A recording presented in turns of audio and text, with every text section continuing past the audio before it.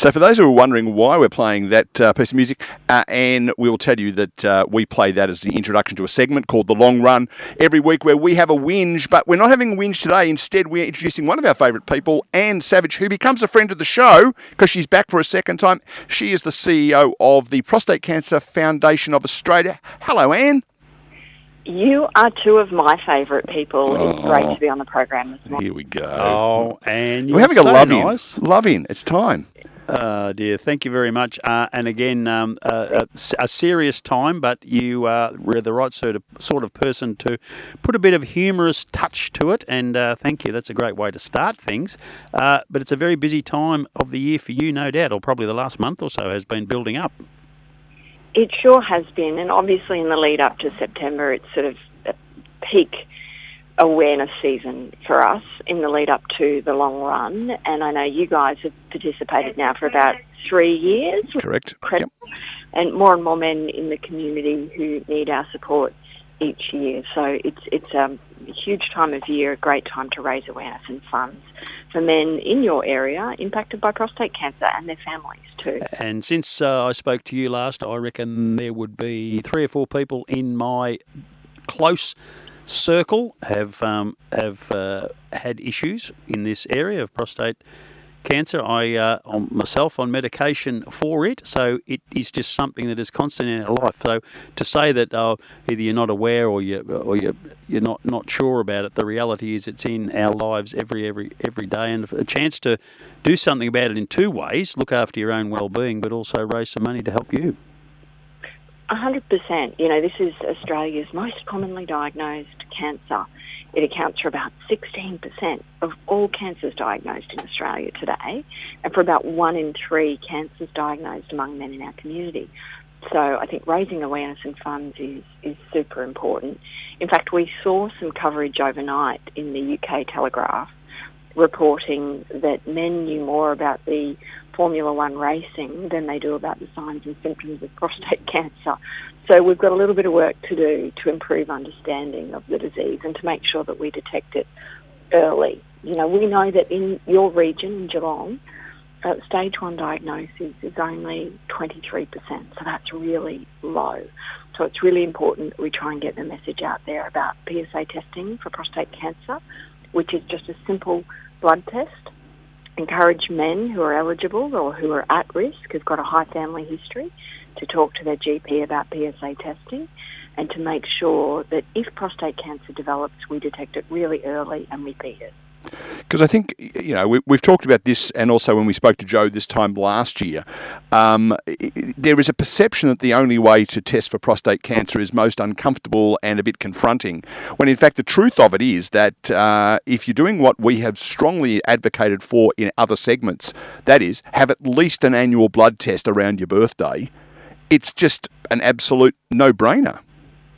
You're absolutely right. So what I can tell you is that for the past decade, the digital rectal examination has not been recommended in primary practice. So when you see your GP, so at the general practitioner level, the first line of defence that we have for detecting prostate cancer is a simple PSA blood test. Any doctor can order it, and it's really important that men see their doctor. If you start to develop symptoms, then you should see your doctor immediately rather than putting it off. And apologies for the background noise. I'm not sure if you can hear that.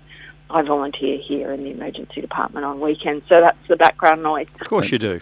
Well, we just interviewed the great Russell Morris, and he was having breakfast. So, you know, yours is far more important than his appetite being quenched.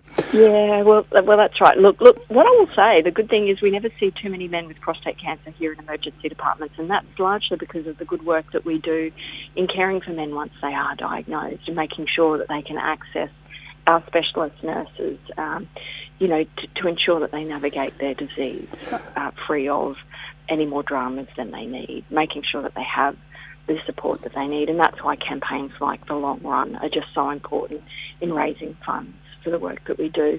And look, I've got to commend you guys. You've been involved for a couple of years now. I don't know if you're aware of this, but you yourselves have raised over $3,000 for us and go straight back into supporting men and families in your community.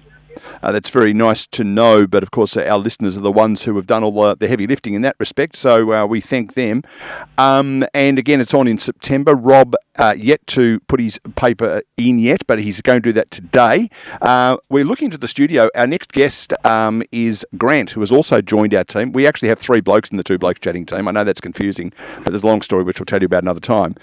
Just as a layperson, the PSA testing, my understanding of it is that basically when you have your first test, you get a number, and every time you do it again, they look to see that the number has not increased. Is that how it works? Yeah, look, that's roughly correct. So your baseline PSA is really important. And what you see with the new draft guidelines for PSA testing is that we recommend men get that baseline test at around the age of 40 so that we can monitor it over their lifetime. The things to look out for are an increase in PSA, so that it's, if it's rising or if it's elevated, then that can be a sign of concern. But also what we watch very closely for is the doubling rate. So if it increases and doubles at a rate that's unexpected or unusual, then that's a really significant sign of a potential risk. And that's when men are generally referred through to a specialist for support. Your threshold for the PSA level will depend on your age. So if you're under the age of 50 and your PSA creeps up over a level of about 1, you should be referred through to a specialist for further investigation, or you should repeat that PSA test within about 3 months, just to make sure that there's nothing sinister going on.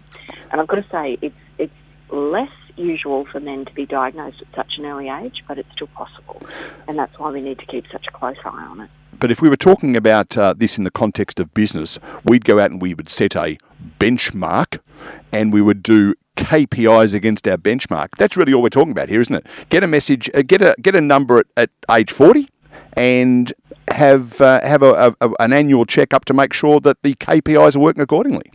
Yeah, that's exactly right. And a key message is that this is a non-invasive test. It's a simple blood test. Yep.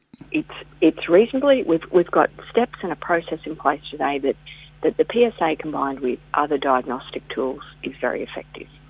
And that's what we want men to understand.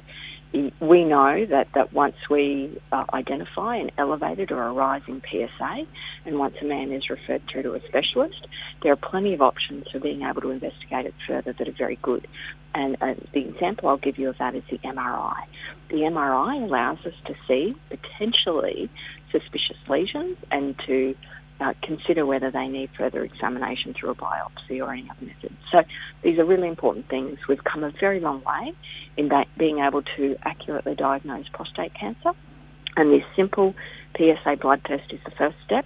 There is nothing for men to be afraid of at all in talking to their GP about getting that test done today. And of course, it's the same blood test that also checks for things like diabetes and cholesterol and all those other things. So it's one jab does the lot. Yeah, look, it's when you get your pathology referral form, a GP will typically indicate a number of tests that the person should be, referred for. So it might be cholesterol, your PSA test for prostate cancer, or other symptoms related to your prostate health, and then potentially some of your diabetes and other checks as well. So you may only need one blood test. They might take more vials of blood and stuff, just depending on what the nature of that referral is for. But it's a simple blood test, and I think that's the key message here. And it's well known that times are a bit tough for a lot of people at the moment, and the extra money available to donate to causes is not as easy to find, and there seems to be a lot more causes tapping on the door these days. In your situation, I guess you're still amazed at the generosity of people being involved, but just in a way, sometimes, and I know I'm going to put my hand up now and say, I really do a bit more investigation into charities and where the money actually goes and what it does, and sometimes some charities, there's a very small percentage of the total that they collect actually gets to the cause. Just give us an update about how your charity works, where the money goes to, and maybe some real wins to say, well, your contribution over the last 3 to 5 years has helped us do this. Oh, look, absolutely. Look, we've just announced a new $4.5 million research grant, which is really important. Over the last 5 years, we've doubled the number of PCFA prostate cancer specialist nurses in the community and on the ground around Australia. And we've also launched new telenursing and counselling services, which we provide to the community at no cost. So those are really significant outcomes and impacts thanks to the generous donations from people in your community. What I can also tell you is that we have one of the lowest cost to fundraising ratios in the country, which is pretty important. We've got a pretty small headcount in terms of our organisational team, but we punch above our weight. So we have really effective tools in place for cost management. We don't waste any money. It all, as much as possible, goes back into wherever we can, trying to directly help the communities that we're here to support. So really important outcomes: research, awareness, nursing services, advocacy. We are here to help men and families in your community when prostate cancer strikes. thelongrun.org.au will actually put our specific Two Blokes Chatting, brackets Three Blokes Chatting, link up on our socials very soon. But get behind it, folks. It's a really important thing. Even if you don't have a prostate, I'll bet you know someone who does. And it's really, really important that we support the very excellent work done by Anne and her team. We'll talk soon, probably next year. Thanks so much, you guys. And look, just a quick shout out to our local prostate cancer support group run by a legend named Bill, who's a big fan of both of your work. We appreciate everything that the local community does. It just shows that not only is Bill a good bloke, he also has a ridiculous taste in radio. Thanks, Anne. We'll chat soon.